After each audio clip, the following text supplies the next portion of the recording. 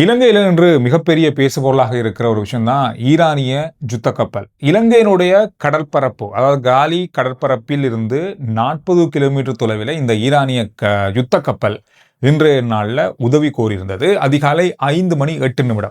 இந்த நேரத்தில் இலங்கை கடற்படைக்கு வழங்கப்பட்ட அல்லது கோரப்பட்ட உதவி இந்த கப்பலில் ஒரு சிக்கலான நிலையில் இருப்பதாகவும், இந்த கப்பலில் இருக்கிறவர்கள் உதவி கோரியிருந்ததாகவும் சொல்லப்பட்டது. இதை பரிசோதனை செஞ்சு இதை சரியாக உறுதிப்படுத்திய கடற்படை 2 கப்பல்களுடன் இந்த ஈரானிய யுத்த கப்பலில் இருந்தவர்களை காப்பாற்றுவதற்காக அனுப்பப்பட்டிருந்தது. அதோடு கடற்படை விமானப்படைக்கு சொந்தமான ஹெலிகாப்டர்களும் பயன்படுத்தப்பட்டதாக சொல்லப்பட்டது. இந்த கப்பலில் கிட்டத்தட்ட 180 பேர் இருந்ததாகவும் முதல்ல சொல்லியிருந்தாங்க. ஆனால் 40 பேர் இதிலிருந்து மீட்கப்பட்டாங்க. இதில் அதிகமானவங்க கப்பலுடைய மாலுமிகள் என்று சொல்லப்பட்டது. 32 பேர் காலி கராப்பிட்டிய வைத்தியசாலையில் அனுமதிக்கப்பட்டாங்க. அனுமதிக்கப்பட்டவர்களில் 7 பேர் அதிக காயங்களுக்குள்ளானவர்கள் என்று சொல்லப்படுது வைத்தியசாலை வட்டாரங்கள். அதோட அதில் ஒருவர் கவலைக்கிடமான நிலையில சிகிச்சை பெற்று வருவதாக சொல்லியிருந்தாங்க. இந்த விஷயம் ஒரு பரவலான பொதுவான விஷயமாக இருந்தாலும், சற்று நேரத்துக்கு முன்பு கடற்படை வெளியிட்ட தகவல் இந்த விடயத்தில், அதாவது 180 பேர் இருந்தாங்க. இதில் பலர் காணாமல் போனதாக ஏற்கனவே சொல்லப்பட்டது. 100க்கும் அதிகமானவர்கள் காணாமல் போயிருக்கலாம் அப்படின்ற மாதிரி சந்தேகம் வெளியிடப்பட்டது. காலி கடற்பரப்பிலிருந்து 40 கிலோமீட்டர் தொலைவில் இருக்கின்ற இந்த ஈரானிய யுத்த கப்பல் நிறுத்தப்பட்டிருக்கிற இந்த பகுதிகளுடைய கடல் பிரதேசங்களிலிருந்து இப்பொழுது உடலங்கள் கண்டுபிடிக்கப்பட்டிருப்பதாக கடற்படை சொல்லியிருக்கிறது. எத்தனை பேர் அப்படின்னு சொல்லி இதுவரையில் அவங்க உறுதிப்படுத்தலை.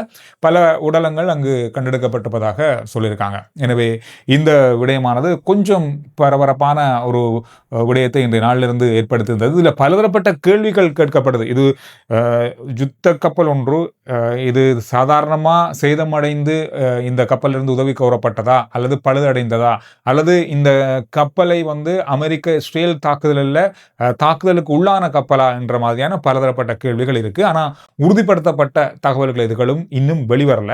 ஆனாலும் வெளிநாட்டு ஊடகங்கள், ராய்ட்டர் நிறுவனம் செய்தி வெளியிட்டிருக்கிறது.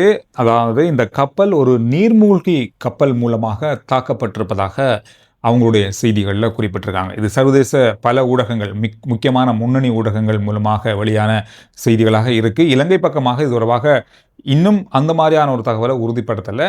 இந்த தகவலின் அடிப்படையில் பார்க்க போனால் இது ஒரு தாக்குதலுக்கு உள்ளான ஒரு கப்பலாகத்தான் இப்போதைக்கு பார்க்கப்படுது. இதில் இன்னொரு முக்கியமான கேள்வி கேட்கப்படுது. காரணம்னு சொன்னால், இப்பொழுது யுத்தம் நடந்து கொண்டிருக்கிற நேரத்தில் ஒரு யுத்த கப்பல் இருந்தவர்கள் காப்பாற்றப்பட்டிருக்கார்கள். அதுவும் இலங்கையால் காப்பாற்றப்பட்டிருக்கு. இதனால நாடுகளுக்கு இடையிலான சிக்கல்கள் இருக்குமா, இந்த மாதிரி ஒரு கேள்வி இருக்கு. காரணம் என்னன்னு சொன்னால், ஈரானிய யுத்த கப்பல் ஈரானுக்கும் அமெரிக்காவுக்கும் இஸ்ரேலுக்கும் இடையில மிகப்பெரிய அளவான போர் இப்பொழுது நடந்து கொண்டிருக்கிறது. இந்த நேரத்தில் இந்த மாதிரி ஒரு விடயம் நடந்திருப்பது எந்த அளவுக்கு இலங்கைக்கான ஒரு பாதிப்பை ஏற்படுத்த வாய்ப்புகள் இருக்கா அப்படின்னு மாதிரி நிறைய பொதுவான கேள்வி இருக்கு.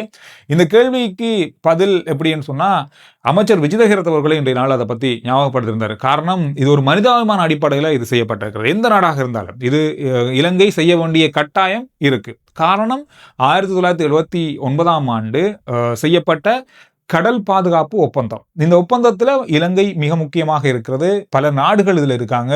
அந்தந்த நாடுகளுடைய கடற்பரப்புக்குள்ள ஒரு நாட்டினுடைய கப்பல் விபத்துக்குள்ளாகும் போது அதில் இருக்கவர்களை மீட்பதற்கு அந்த நாட்டின் உதவி கோரப்படும்.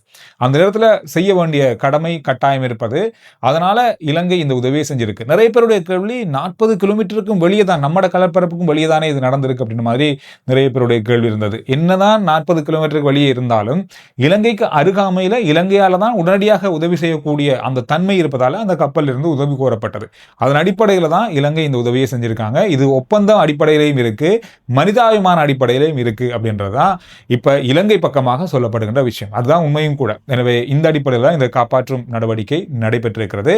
கராப்பட்டிய வைத்தியசாலை பக்கமாக சொல்லப்போனால் இப்பொழுது அங்கு அவங்களுக்கு பாதுகாப்பான முறையில் சிகிச்சை அளிக்கப்படுவதாக சொல்லப்பட்டிருக்கிறது. இதோட உடலங்கள் தேடப்படுகிறது. பலர் காணாமல் போயிருப்பதாக ஏற்கனவே சொல்லப்பட்டிருக்கு. 100க்கும் அதிகமானவர்கள் காணாமல் போயிருக்கலாம் அப்படின்ற மாதிரி சந்தேகம் வெளியிடப்பட்டது. சர்வதேச ஊடகங்கள் என்ன சொல்றாங்கன்னு பார்த்தா, அல் ஜசீராவாக இருக்கட்டும், ராய்ட்டர் நிறுவனமாக இருக்கட்டும், எல்லாமே இலங்கையினுடைய தரவுகள் அடிப்படையில் தான், இப்போ நாம பார்த்த இந்த செய்திகளின் அடிப்படையில் தான் அவங்க அந்த செய்திகளை வெளியிட்டிருக்காங்க. மேலதிகமான தகவல்கள் எதுவும் இதுவரையில் வெளியாகலை. இதுதான் இப்போது இந்த ஈரானிய யுத்த கப்பல் தொடர்பாக இலங்கை பக்கமாக இருந்து வெளியாகி இருக்கின்ற தகவல்கள். மத்திய கிழக்கு நாடுகளுடைய விமான பயண போக்குவரத்துகள் பாரியளவான சிக்கல்ல இருக்கு. ஆனாலும் கூட இன்றைய நாளில் துபாய்க்கான விமான சேவை ஒன்று நடந்திருக்கிறது. ஸ்ரீலங்கன் ஏர்லைன்ஸ் நிறுவனம் UL 231 கொழும்பிலிருந்து துபாய்க்கு போயிருக்கு. அதோட UL முதல் 232 துபாயிலிருந்து கொழும்பு வந்தது. இதுல வந்து பயணிகள், இலங்கை பயணிகள் பயணிச்சிருக்காங்க. இதுல வந்த பயணிகளிடம் பலதரப்பட்ட கேள்விகள் கேட்கப்பட்டது. அங்கு இருக்கிற நிலைமை தொடர்பாக எந்த விதமான பிரச்சனைகளும் இல்லை. மீடியாக்கள்ல சொல்ற மாதிரி எந்த விதமான ஆபத்தான அல்லது அங்கு இருக்கக்கூடிய வளமையான நிலைமை தான் இருக்கிறது. விமான போக்குவரத்து இல்லை, மக்களுக்கான பாதுகாப்பு வழங்கப்பட்டிருக்கிறது. இந்த மாதிரியான விஷயங்கள் தான் இருக்கு அப்படின்றத சொல்லியிருந்தாங்க. எனவே மிக விரைவில் இந்த நிலைமைகள் கட்டுப்பாட்டுக்குள் கொண்டு வரப்படும் பொழுது விமான சேவைகள் முழுமையாக நடைபெறும் அப்படின்றத ஸ்ரீலங்கன் ஏர்லைன்ஸ் இன்றைய நாள் அறிவிச்சிருக்காங்க. இலங்கையில எரிபொருள் தட்டுப்பாடு இல்லை அப்படின்றத தொடர்ந்தும் அரசாங்கம் சொல்லிக் கொண்டு இருக்காங்க. இது தொடர்பாக இன்றைய நாள்லையும் பேசப்பட்டிருக்கு. இது மட்டுமல்லாம அதிகமா எரிபொருளை சேமித்து வைக்கிறவங்க தொடர்பாக காவல்துறையினர் கடுமையான நடவடிக்கைகள்ல ஈடுபட்டிருக்காங்க. பலர் கைது செய்யப்பட்டிருக்காங்க. ஒரு இடத்துல 300 லிட்டர் எரிபொருள் சேமித்து வைத்தவர் கைது செய்யப்பட்டிருக்காரு. இன்னொரு இடத்துல 400 லிட்டர் எரிபொருள் சேமித்து வைத்தவர் கைது செய்யப்பட்டிருக்காரு. புல்மோட்டையில 390 லிட்டர் எரிபொருளை சேமித்து வைத்தவர் ஒருவர் கைது செய்யப்பட்டிருக்காரு. அதோட தம்புல்லையில மரக்கறி வியாபாரி ஒருவர், இவர் வந்து இப்போ நிறைய வாகனங்களை வச்சிருக்க ஒருத்தர், இவர் வந்து எரிபொருளை சேமித்து வைத்திருக்காரு. ஆனாலும் இவருக்கு எதிராக வழக்கு பதிவு, அவர் நீதிமன்றத்தில் ஆஜர்படுத்தப்பட்டிருக்காரு, கைது செய்யப்பட்டு. வழக்கறிஞர் சொல்லியிருக்காரு, இவர் வந்து மரக்கறிகள் கொண்டு போகிற வாகனங்கள் வச்சுக்கிறதால அதுக்காக தான் பயன்படுத்த தான் இந்த எரிபொருளை சேமித்து வச்சிருந்தாரு, இது விற்பனைக்காக இல்லை அப்படின்னு சொல்லப்பட்டது. ஆனாலும் கூட அந்த எரிபொருட்கள் பறிமுதல் செய்யப்பட்டு அவருக்கு 10,000 ரூபாய் தண்டப்பணமும் வரவிடப்பட்டிருக்கு. எனவே எந்த வகையிலும் வீடுகளில் எரிபொருளை அல்லது களஞ்சியங்கள்லையோ அல்லது எந்த இடத்துலையோ எரிபொருளை சேமித்து வைக்க முடியாது அப்படின்றத வலியுறுத்தி இருக்காங்க. எனவே எந்த இடத்துலையும் எரிபொருளை சேமித்து வச்சு தேவையெல்லாம் வாங்கி வைத்து அதை வீணாக்கிறத விட்டுருங்க. இது ஒரு தண்டனைக்குரிய குற்றமாகவும் இப்பொழுது பார்க்கப்படுது. ஈரானிய மிக முக்கியமான தலைவர் ஒருவர், அதாவது உயிரிழந்த முன்னாள் சுப்ரீம் லீடர், ஈரானுடைய சுப்ரீம் லீடருடைய முக்கியமான ஆலோசகராக இருந்த ஒருவர் இன்று வெளியிட்ட தகவல்ல ஈரான் அமெரிக்காவோடு எந்த வகையிலும் பேச்சுவார்த்தைக்கு தயார் நிலையில இல்லை, பேசுறதுக்கு நாங்கள் தயாரா இல்லை, அமெரிக்காவுக்கும் எங்களுக்கு எந்த விதமான தொடர்புமே இல்லை அப்படின்றத உறுதியாக சொல்லியிருக்காங்க. அமெரிக்காவுடன் பேச்சுவார்த்தை நடத்துவதில் எங்களுக்கு எந்த நம்பிக்கையும் இல்லை, நாங்கள் அமெரிக்காவை நம்ப போறதும் இல்லை அப்படின்றத சொல்லியிருக்காங்க. எங்களால் முடிந்த அளவு இந்த போரை எவ்வளவு காலத்துக்கு கொண்டு போக முடியுமோ அந்த அளவுக்கும் இந்த போரை கொண்டு போய் நடத்துவதே எங்களுடைய நோக்கமாக இப்போது இருப்பதாக இன்றைய செய்தியில் அவங்க சொல்லியிருக்காங்க. அதோட உயிரிழந்த சுப்ரீம் லீடருடைய இறுதி கிரியைகள் இன்று நடைபெறுது. இதுல இன்னும் ஒரு முக்கியமான தாக்குதலை இஸ்ரேல் நடத்தி இருப்பதாக சொல்லப்பட்டிருக்கிறது. அதாவது மிக முக்கியமாக அடுத்த தலைவராக வரக்கூடியவர் என்று சொல்லக்கூடிய அடுத்த தலைவர் வேட்பாளராக இருக்கின்ற மிக முக்கியமான ஒருவர், எல்லாராலும் பரிந்துரை செய்யப்படுகின்ற ஒருவரான மறைந்த சுப்ரீம் லீடர் அவருடைய மகன் இருந்த அவங்க குழுவினர் தங்கியிருந்த இடம் மீது ட்ரோன் தாக்குதல், விமான தாக்குதல் நடத்தப்பட்டிருக்கிறது. அதுல எந்த விதமான பிரச்சனையும் இல்லாமல் அவர் உயிர் தப்பி இருப்பதாக சொல்லப்பட்டிருக்கு. இவர் வந்து பொதுவாக அரசியல் கட்சிகள்லையோ அவங்களுடைய அரசாங்கத்தினுடைய எந்த உயர் பதவிகள்லையும் இவர் இல்லை. சாதாரணமாக இவர் இருந்தாலும் பல அரசியல் தலைவர்களாலேயும் பலராலும் இவர் வந்து ஒரு திறமையானவர், அடுத்த கட்டத்தை கொண்டு போகக்கூடிய திறமையும் ஆற்றலும் கொண்டவர் என்று இவரை பரிந்துரை செஞ்சிருக்காங்க நீண்ட காலமா.